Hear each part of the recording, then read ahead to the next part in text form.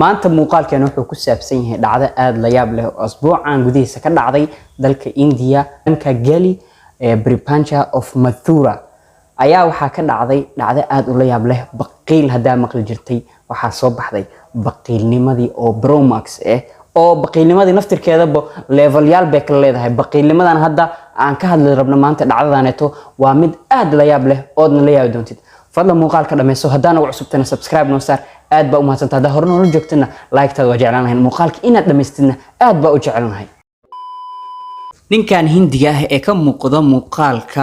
ayaa ku guuleystay kiis dacwadeed uu ku jiray in ka badan 22 sano oo xiriir ah sababtuna waa inuu dib ula soo noqday lacag gaarayso eber 26 senti ya 26 senti ayuu 22 sano oo xiriir ah ku jiray oo dacwadeed u taagnaa waxa dhacday in sanadkii 1999 tareen uu la socday markii uu bixinayay lacagti tareenka ayaa ka raacday 21 rubi oo u dhiganta 26 senti kadibna markii uu gurigii tagay oo xisaabtamay fadhiistay ayuu dareemay inay lacag ka maqan tahay isla markiiba uu soo haaday oo soo baxay wallahi wuxuu dhahay lacag igama maqnaato isla markiiba wuxuu ku soo noqday qowladii tareenka isagoo u sheegay in lacagtaasi intaas la eg ka maqan tahay qolada tareenka meesh fadhiisay oo tigidhada jarto lacagta la siinayo buu u soo noqday wuxuu dhahay lacag 26 senti ku dhawaad baa iga maqan 26 senti ayaa iga maqan inay ka maqan tahay uu rabo in loo soo celiyo laakiin ragii jooga stationka tareenka ayaa ku inkiray lacagtii taasoo ka dhigtay midkiis dacwadeed ka furta maxkamadda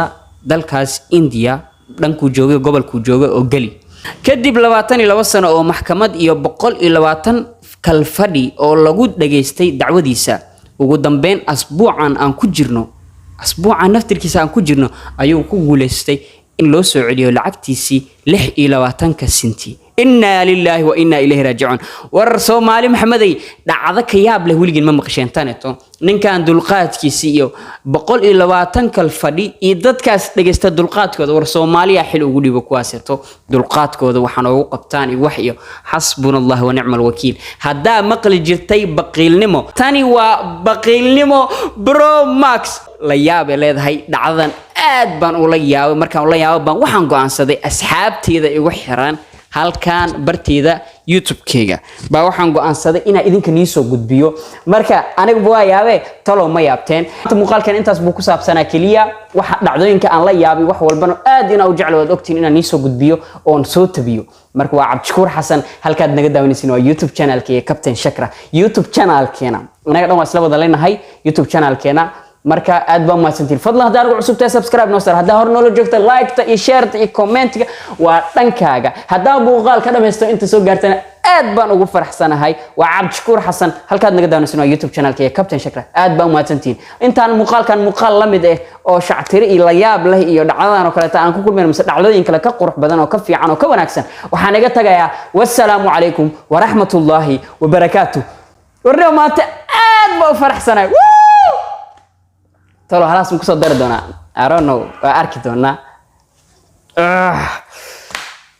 alan wali waa aad u ishtaaj